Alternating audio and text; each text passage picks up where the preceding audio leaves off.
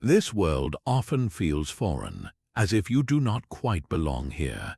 That deep and unsettling feeling is the very heart of an ancient story, the Gnostic myth of the fall and return. By the end of this story, you will see your own life and longing in an entirely new light, framed by a cosmic drama of forgotten origins. It is a tale of a perfect realm, a single error that shattered reality, and our own hidden divinity trapped inside a world we mistake for home. What forgotten part of yourself have you been searching for all this time? That perfect realm is known as the Pleroma, a word that means fullness. It is not a place you could ever visit, for it exists beyond space and time as we know them. Picture instead a state of pure, boundless existence, an ocean of luminous consciousness where everything is interconnected and alive with meaning. This is the source of all that is real, an eternal realm of limitless light, peace, and harmony. At its origin rests the ultimate source, the monad, a true God so profound and transcendent that it is fundamentally unknowable to any created mind. It is the silent, radiant wellspring from which all existence flows. From this singular source, pairs of divine beings called Aeons eternally emanate, each one a unique expression of the divine fullness, like facets of a single brilliant gem. They exist in perfect, harmonious pairs, and together they form the living body of the Pleroma. Among these radiant beings is one named Sophia, whose name means wisdom. She is not a distant, abstract force, but a vibrant, curious presence within the divine order, a key player in the cosmic story that is about to unfold. Her longing for the unknowable source, a desire to understand that which is beyond understanding, would set in motion a chain of events that would ultimately create our world and our own trapped spark of the divine. But Sophia's deep curiosity held a hidden danger.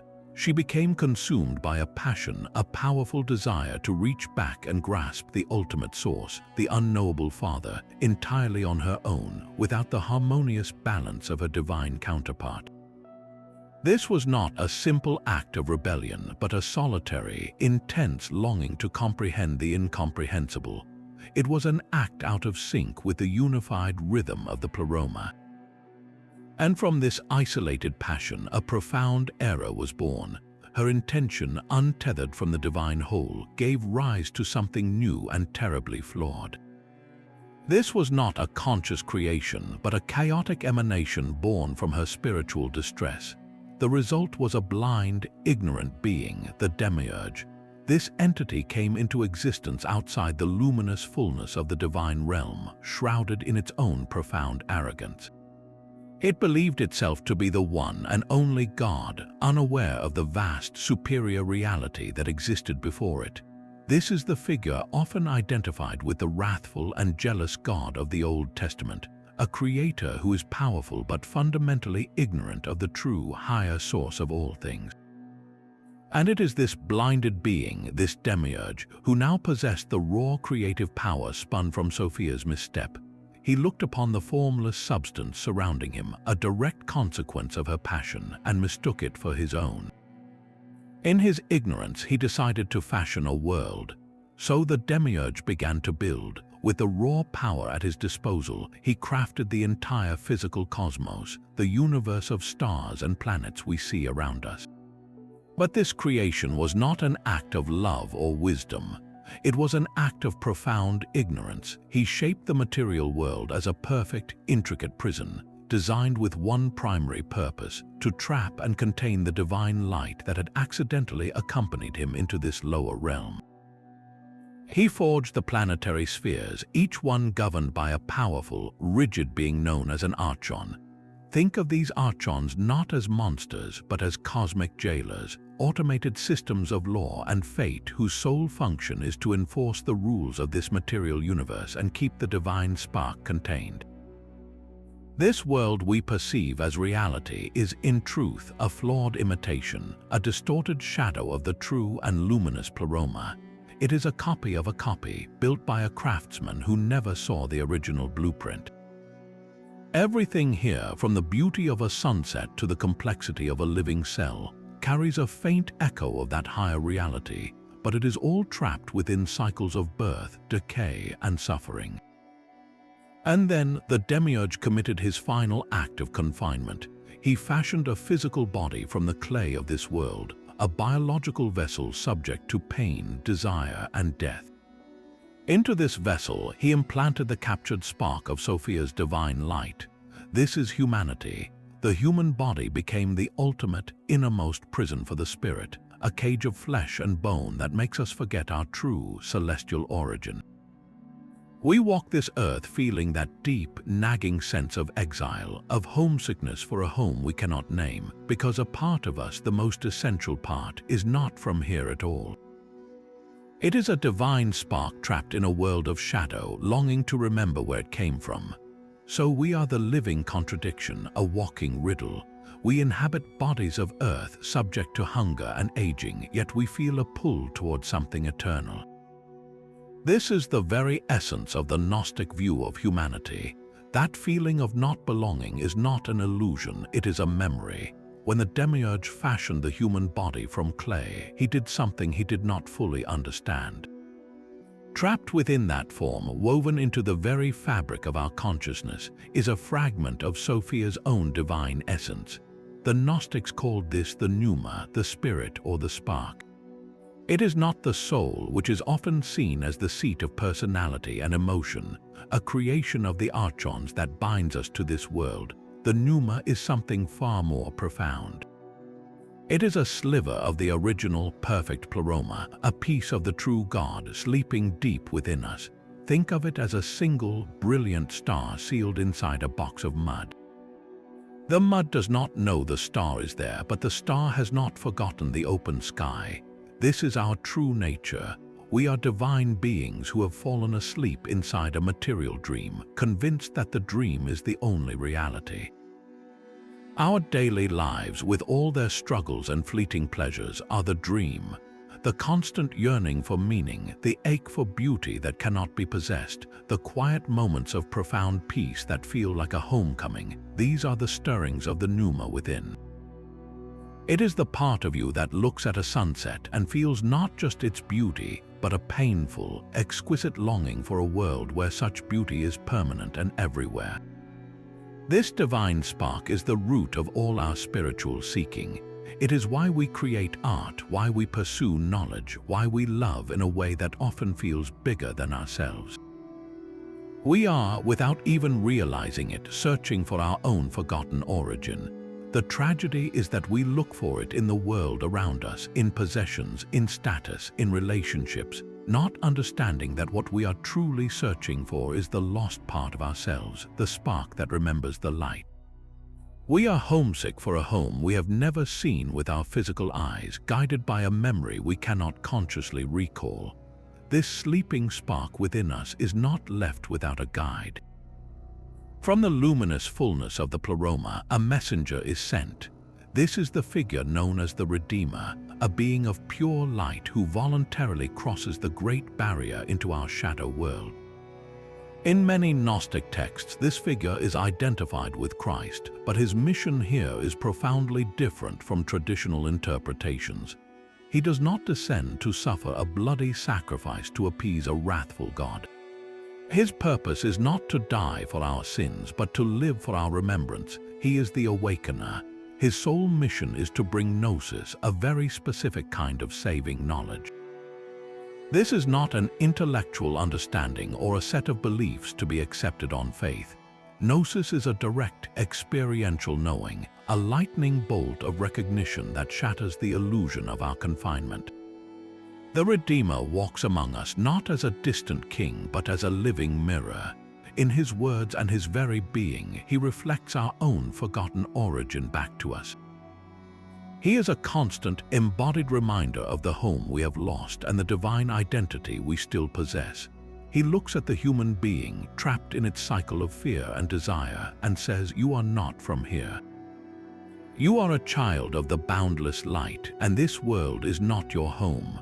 This is the core of his message. He awakens the divine spark by telling us the truth about ourselves. a truth the Aeons and the Demiurge have worked so hard to make us forget. He reveals that the God of this world is a blind fool, and that the true God, the silent monad, awaits our return. He teaches that salvation is not about following laws or earning a reward in an afterlife, but about waking up right now in this life to who and what we really are. Think of it this way: you are living in a room with no windows, and you have lived there so long you believe the room is the entire universe. The Redeemer is the one who enters and does not give you a set of rules for how to live better in the room. Instead, he quietly points to a door you never noticed and tells you it leads outside to a vast, sunlit world. He hands you the key of Gnosis. The key is not him, it is the knowledge he brings.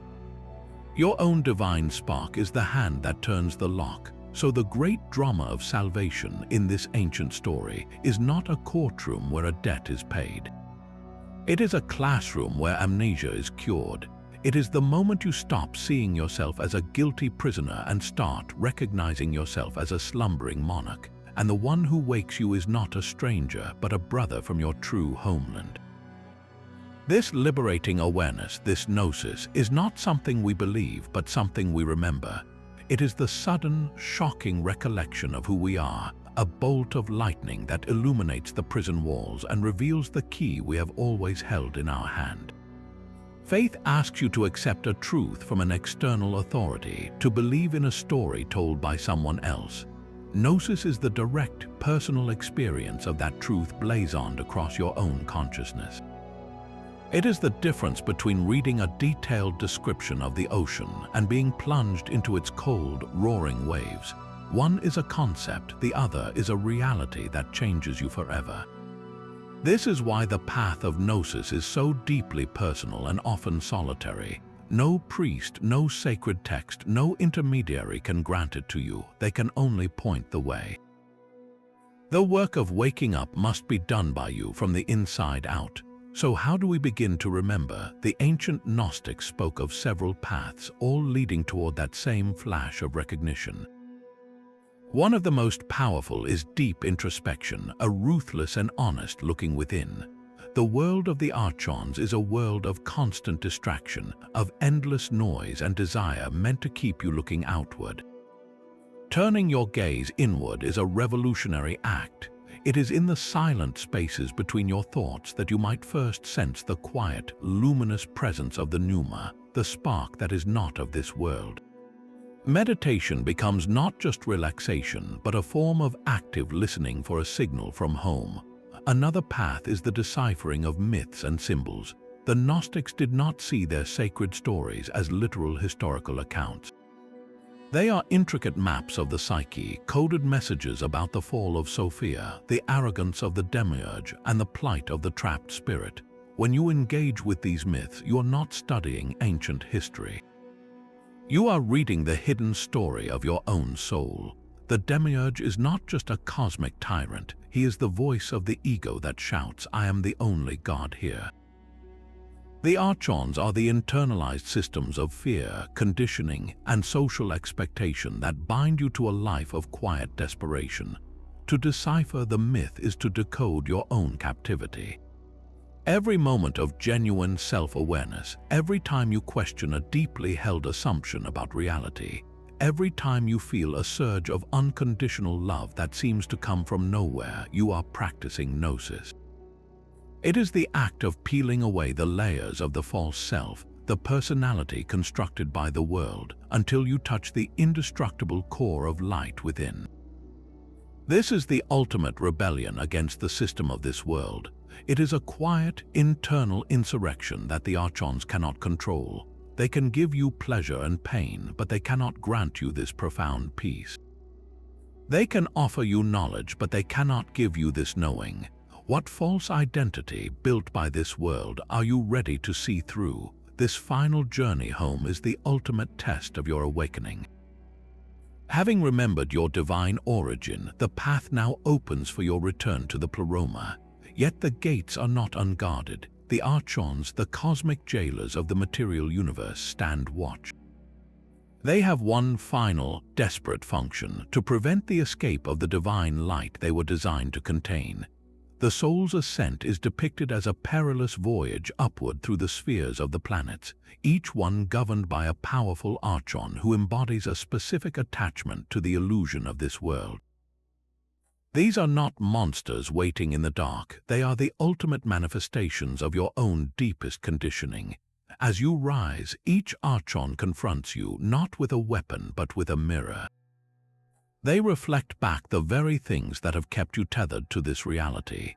The archon of the moon might present the chilling fear of oblivion, whispering that without a physical body you will cease to exist. The archon of Venus might show you the face of a loved one, pulling at your heartstrings with the bittersweet beauty of earthly relationships. The archon of Saturn may confront you with the crushing weight of fate and the belief that you are powerless, bound by the laws of a universe that does not care. Their power lies entirely in your continued identification with the world they represent. If you see yourself as merely a body, the fear of its loss will stop you. If you believe your identity is found in your relationships or your possessions, the grief of leaving them will become an insurmountable wall. But you do not make this journey empty-handed. You are armed with the very gnosis you worked so hard to attain. The ancient texts speak of the soul knowing certain passwords, secret names, and symbols. Do not picture these as magical phrases. They are the living truths you have internalized. When the archon of Mars, representing rage and conflict, blocks your path, your password is the profound understanding that true power is peace, that you are not this anger. You state this truth not to the archon but to yourself, shattering its hold on you.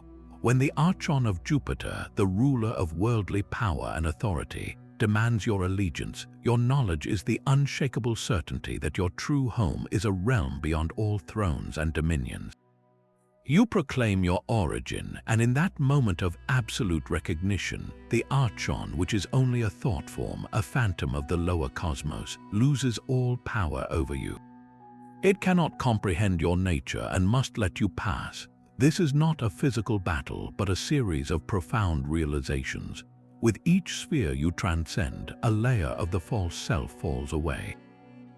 The attachments, the fears, the identities you accumulated over a lifetime and across countless lifetimes are all left behind like discarded shells. The journey upward is a process of radical simplification, of remembering less and less until all that remains is the pure, undifferentiated spark of the pneuma. And then you arrive at the boundary. You have passed the final archon, the Demiurge himself, who in his blinding arrogance cannot even see a spirit that knows its own divinity. Before you is the final veil, the silent horizon that separates the world of shadow from the world of light. You cross it, there are no words for the reunion that follows. It is not an arrival at a new place, but a remembering that you were never truly apart from it. The singular spark that was you merges back into the ocean of luminous consciousness from which it came. It is the drop returning to the sea, realizing it was always the sea. This is the end of the great cosmic story, the final resolution of the homesickness that has haunted you your entire life.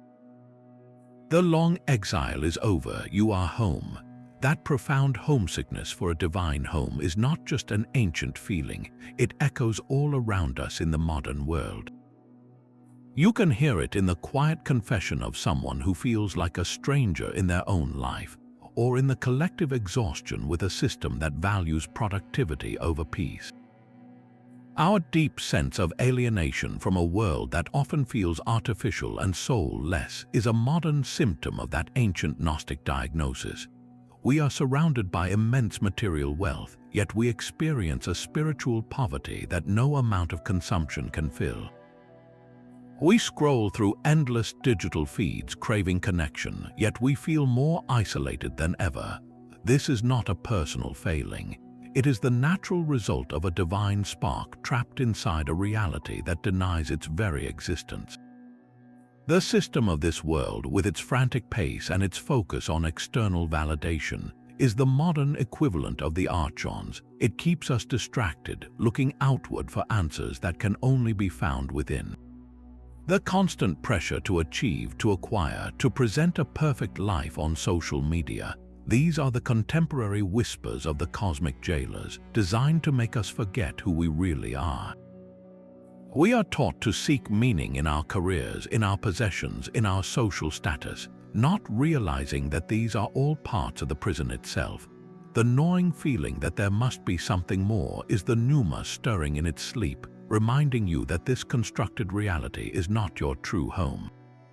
Modern science fiction has become one of the primary vessels for these Gnostic themes. Think of the film The Matrix. It is almost a perfect retelling of the myth. Humans are trapped inside a simulated reality, a comfortable illusion designed by a blind, artificial intelligence to keep them pacified and their energy harvested. They live their entire lives in a world that feels real but is a digital lie. This is the world of the Demiurge. The character Morpheus offers the protagonist, Neo, a choice between a blue pill, which would allow him to continue living in the comforting illusion, and a red pill, which represents Gnosis, the painful, shocking truth that shatters his entire understanding of reality. His subsequent awakening and his struggle against the robotic agents, the relentless enforcers of the system, mirror the soul's battle against the Aeons. The message is not that we are literally living in a computer simulation, but that our perception of reality is a construction, a consensus trance maintained by forces that do not have our highest good at heart.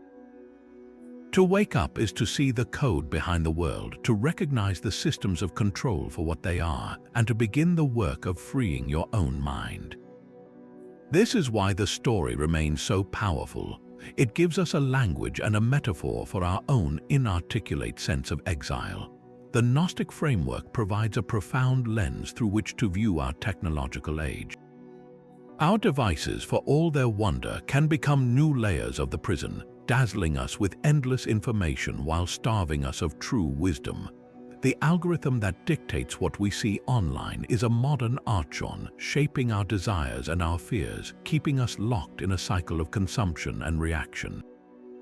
The call to awaken is more urgent now than ever. It is an invitation to step out of the digital matrix and the cultural narrative, to question everything you have been taught about success, about God, about your own identity. That restless longing you feel when you put your phone down and sit in silence, that is not boredom. It is your divine spark sensing the stillness of its true home. It is the memory of the Pleroma calling you back to yourself. What systems of illusion are you ready to question today? We have traveled a long road from a realm of boundless light to the confines of this shadow world. This is the epic arc of the Gnostic Myth, a story that reframes our entire existence. You are not a sinner in a fallen world punished for an ancient transgression. You are a divine spark, a fragment of the ultimate source, momentarily lost in a foreign land. Your feelings of alienation and deep longing are not signs of a spiritual failure. They are the whispers of your true origin, the quiet, persistent memory of the Pleroma calling you home. The entire cosmic drama, from Sophia's passionate error to the Demiurge's ignorant creation, was not a punishment. It was a cosmic accident that led to your entrapment, and the journey of return, guided by the Redeemer's call to remembrance, is your ultimate purpose. Salvation here is not about earning forgiveness from a distant God. It is about waking up to the God you already are deep within. It is about reclaiming your identity and undertaking that perilous ascent past the Aeons of your own fear and attachment. This knowledge shifts everything. It turns your spiritual quest from a plea for mercy into a confident act of self-discovery. The gnosis you seek is not hidden in a distant temple or a complex doctrine. It is sleeping in the silent spaces of your own awareness, waiting for you to turn inward and listen. So I leave you with this call to action. Look at your own life through this ancient lens. Question the narratives you have been given about who you are and why you are here. Seek your own inner knowledge with courage and curiosity. The most profound rebellion you can ever undertake is to remember your own divine nature. And I would love to hear what resonates with you in this profound mythology. Share your thoughts and reflections in the comments below. Let us continue this conversation, this collective remembering together.